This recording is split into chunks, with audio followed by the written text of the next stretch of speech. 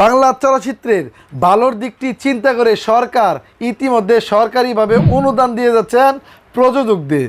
কিন্তু এবার সরকারকে অপমান করেছে আমাদের ইমুক সাহেব। গতকাল তিনি একটি ফেসবুক লাইভে এসে তিনি বলেছেন, বাংলাদেশ সরকার তারাই কিন্তু বাংলাদেশ চলচ্চিত্রটাকে ধ্বংস করে দিচ্ছেন। প্রযোজক এখন আর সিনেমা বানাচ্ছে না। যারা প্রতিষ্ঠিত নায়ক এবং প্রযোজক তারা হাত পেতে থাকে সরকারের দিকে, কখন সরকার থেকে অনুদান দেওয়া হবে। তাদের উদ্দেশ্যে একটি কথা বলতে চাই, আপনারা এরকম সরকারি অনুদানপ্রাপ্ত সিনেমাতে অভিনয়, আপনারা এরকম সরকারি অনুদানপ্রাপ্ত সিনেমা করার জন্য কোনো ধরনের টাকা লগ্নি করবেন না।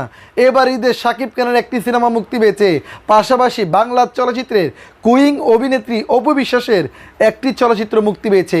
এই কথাটি বলার একটি কারণ ইতিমধ্যে আপনারা ভালোভাবেই জেনে থাকবেন, শাকিব খানকে সরকার অনুদান দিয়েছেন ৬৫ লক্ষ টাকা। অন্যদিকে অপু বিশ্বাসকেও সরকার অনুদান দিয়েছেন ৬৫ লক্ষ টাকা।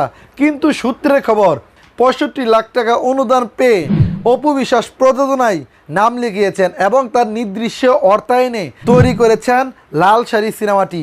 এবার ঈদে এই সিনেমাটিও ব্যাপক সাড়া ফেলেছে। যখন সরকারি অনুদানপ্রাপ্ত সিনেমাগুলো ঈদের মতন একটি ফেস্টিভ্যালে মুক্তি দেওয়ার পরবর্তীতে আলোচনায় চলে আসছে, তখন ইমুক সাহেব তিনি ভালোভাবেই বুঝতে পেরেছেন তাহলে তো তার সিনেমাগুলো আর চলবে না।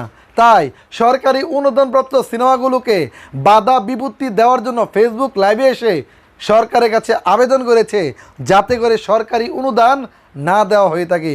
কেন সরকারি অনুদান দেওয়া হবে না, আপনি পাচ্ছেন না, সেই জন্যই কি কথা বলছেন, এটি কিন্তু এখন সোশ্যাল মিডিয়াতে ঘুরে বেড়াচ্ছে। ইতিমধ্যে লাল শাড়ি চলচ্চিত্র দিয়ে আলোড়ন সৃষ্টি করে দিয়েছেন আমাদের অভিনেত্রী অপু বিশ্বাস। সরকারি অনুদানপ্রাপ্ত সিনেমা হলেও ঈদের মতন একটি ফেস্টিভ্যালে মুক্তি দেওয়ার পরবর্তীতে বেশ আলোচনাই কিন্তু চলে আসছে।